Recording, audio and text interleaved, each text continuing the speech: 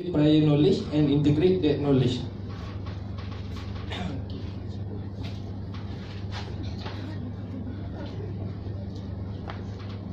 Okay, Assalamualaikum warahmatullahi wabarakatuh. Saya akan terangkan tentang key principle untuk PBL, Problem Based Learning. Okay, macam Anwar terangkan tadi, siapa ingat beza antara PBL dengan problem solving? Nak tengok sama ada korang bagi tumpuan dia tak? Kalau seorang ada tak volunteer nak beritahu beza antara problem solving dengan problem based learning? Ya, Khalid? Problem solving ni dia macam dah tahu dah solution dia. Tapi kalau problem dia tu dia kena discover sendiri. Okay, hampir tepat. Sebab problem solving ni kita memang ilmu tu kita dah pernah belajar, kita dah pernah tahu, jadi kita boleh selesaikan masalah tu kan. Bila problem based learning ni kita dapat suatu masalah baru dan kita kena discover macam mana untuk menyelesaikan masalah tersebut. Itu maksud understanding come from our interaction with the environment. Dan cognitive conflict stimulate learning. Okay, siapa ingat proses-proses tadi? Proses untuk problem based learning. Sebab kita akan guna lepas ni proses tu. Okay, saya ingatkan balik Okay, first kali kita akan ada satu masalah. Masalah, tak kira masalah apa yang kita tak tahu lagi. Dan kami nanti akan jadi sebagai facilitator untuk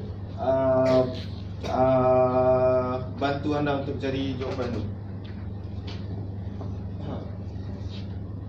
Kemudian korang nanti akan diberi kumpulan.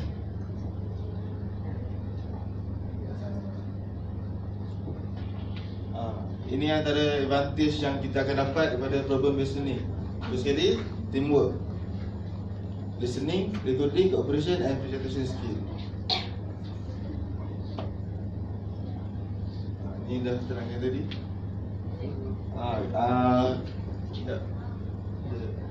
Okay, untuk lebih faham lagi, kami akan tunjuk sikit video tentang problem based learning.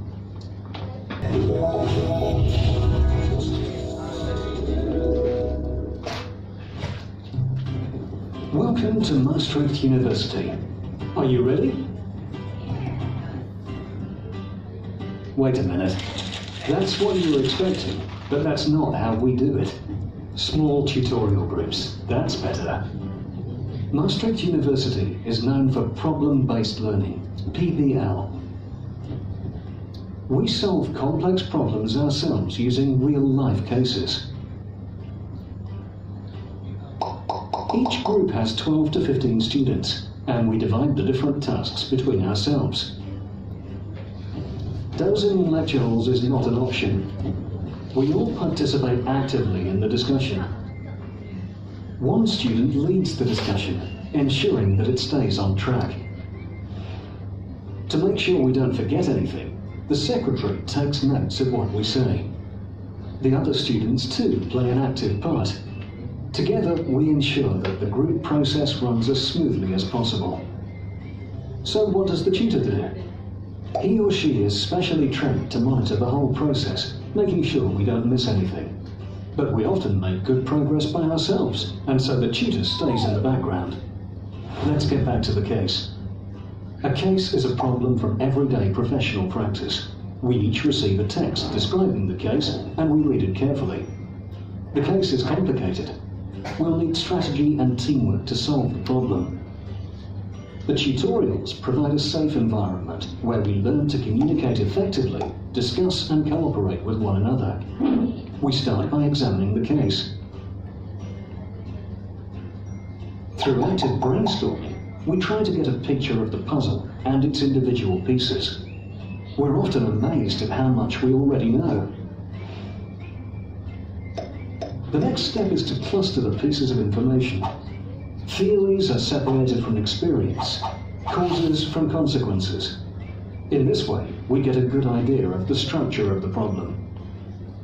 Finally, for each category, we search for the missing pieces of the puzzle.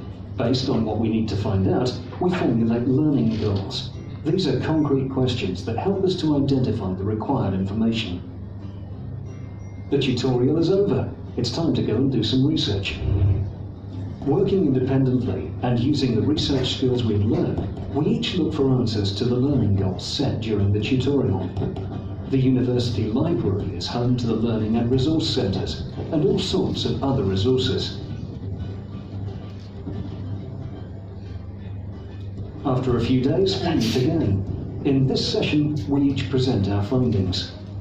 Based on what we have found out, we try to arrive at a solution. Usually, this goes fine, but sometimes it can be hard to bring all the information together, as not everyone has come up with the same findings. Fortunately, the tutor is there to help us reach a consensus. The knowledge and experience of the tutor come in handy. We repeat this process in every tutorial. In addition, we also have lectures. This helps us get prepared for the exams. Now you know how PBL works, but do you also know why we use it? The reason is clear.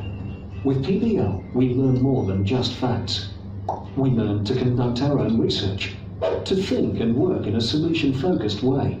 We learn to collaborate with others and deal with feedback, and we are always actively involved in the tutorials.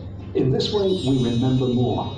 Not least because the tutorials always alternate with practicals and skills training sessions.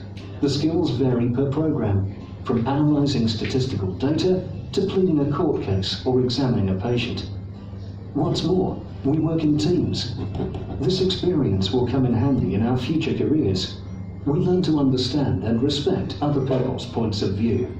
And our students come from all over the world. This makes our learning environment highly international, dynamic and innovative. Problem-based learning at Maastricht University, giving you a solid foundation for your career.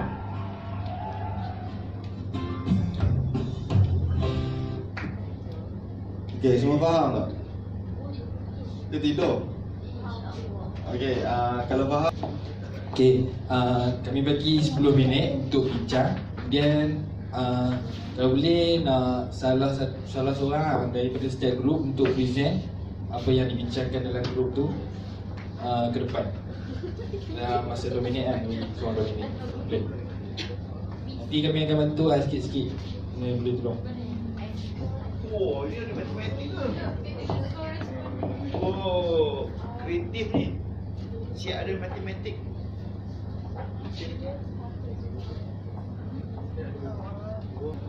Okay, kalau yang tak tahu Indo Sky Slope ni,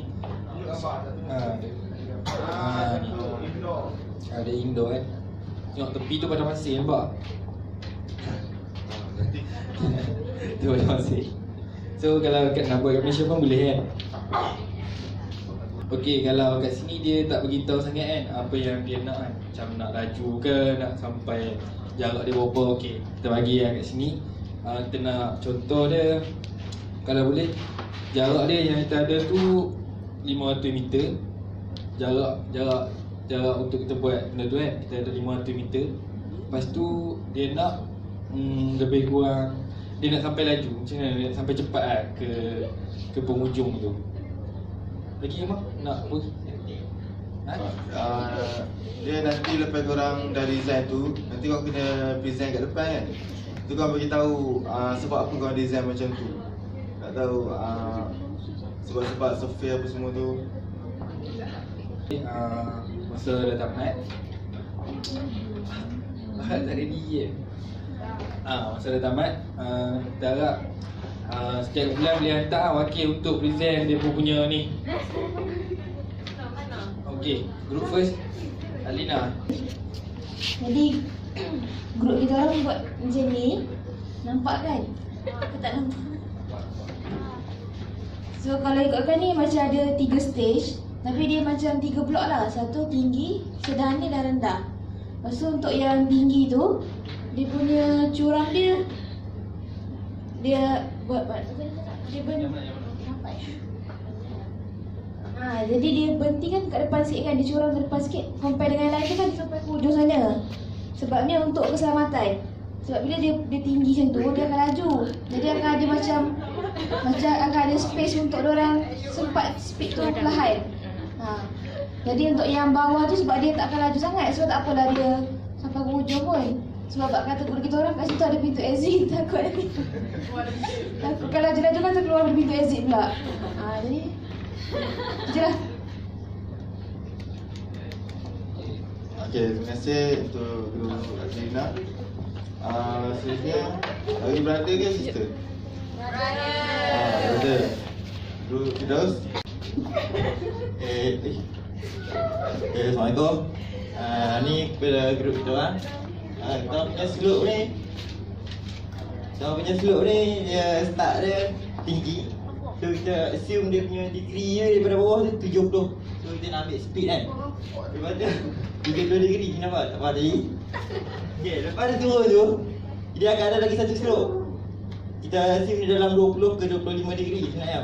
Okay, sebab dia nak bagi flow kan momentum tu, takut lagi lepas macam yang guru Atina. Okay, tu je. Saya tak terlupa. Okay, terima kasih kepada group brother. Last group untuk present, group apa ni? Untuk Indo Sky Slope, kami ada 2 stage. Satu untuk kanak-kanak. Okay, ada 2 stage. Satu untuk kanak-kanak, untuk yang main-main punya, yang tak berani, yang baru beginner, boleh start try yang bawah ni lah. Satu lagi yang atas ni. Yang atas ni memang sampai terbang lah. Dulu pusing-pusing. Tu je.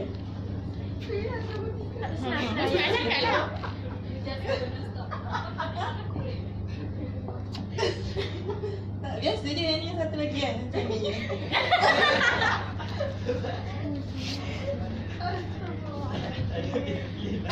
Okay, 3 bulan dah present. So kat sini memang kita dapat lihat yang 3 bulan keluar dengan pelbagai idea yang berbeza lah. Kalau kita tengok group first dia buat 3 stage. Yang group first tu, group second tu dia buat macam tu sikit. Yang ketiga ni dia tengok macam ni pula kan. So tak, kita nak highlight kat sini, idea semua orang tu betul, tapi antara yang ketiga-tiga tu ada yang terbaik. So nanti kita akan dalam satu kelas tu kita akan came up with one solution, which one is better. So that's all from us. Hope you understand what is problem based learning. Okay, Assalamualaikum.